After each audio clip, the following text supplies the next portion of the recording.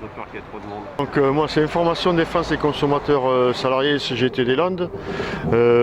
Du coup on est une association de consommateurs, on s'investit beaucoup dans l'eau et donc aujourd'hui on a voulu marquer la journée mondiale de l'eau qui doit avoir lieu tous les 22 mars et on a profité du 20 mars un samedi pour être sur Mont-de-Marsan et sur la place Saint-Roch.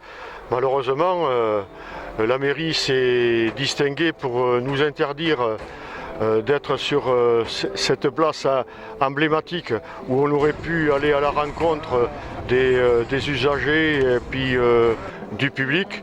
Et on a été autorisé seulement à venir sur la place de la mairie, presque de façon clandestine.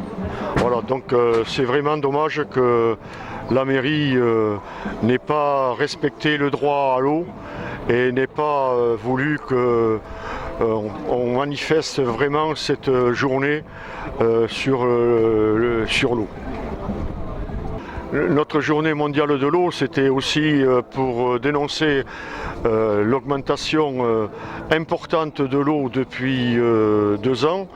L'eau qui a pris un peu moins de 16% en 2 ans, l'assainissement aux environs de 13%, et ce après que la municipalité de Mont-de-Marsan ait pris sur le compte d'exploitation de la régie municipale 5 300 000 € avant que celle-ci bascule à la compétence de l'agglo. Ça fait 2 ans à peu près qu'a été lancée donc cette association Nous voulons des coquelicots pour militer justement contre l'interdiction d'utiliser le glyphosate. Donc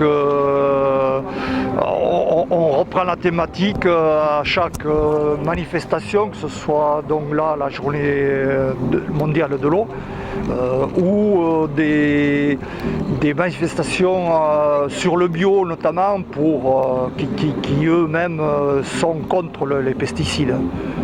Les petites communes ou les communes moyennes de moins de 10 000 habitants, il me semble que c'est dans cette zone-là, n'ont pas de commission consultative des services publics locaux.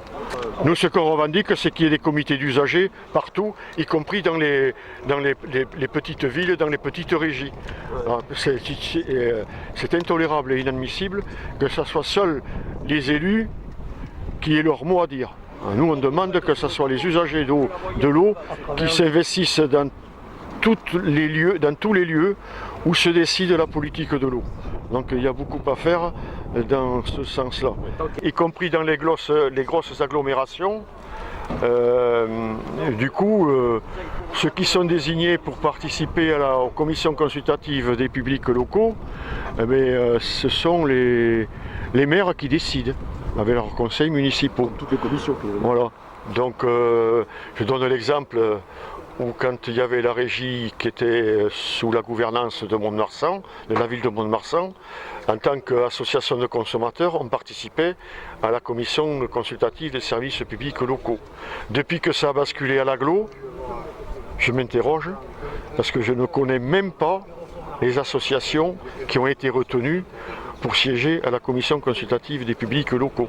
Et j'ajouterai pour Mont-de-Marsan que ça fait 4 ans que la commission consultative des publics locaux n'a pas été consultée.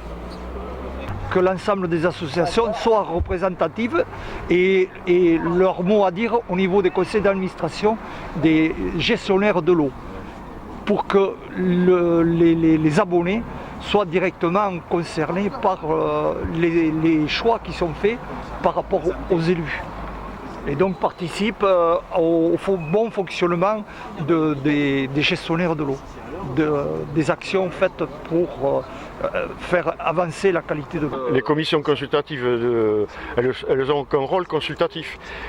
Du coup, si les usagers de l'eau pouvaient rentrer dans les conseils d'administration, donc ils auraient quand même leur mot à dire et leur pouvoir de décision. Et y compris à Indecosa, on n'est pas contre qu'il y ait des élections. Tout le monde reçoit les factures d'eau.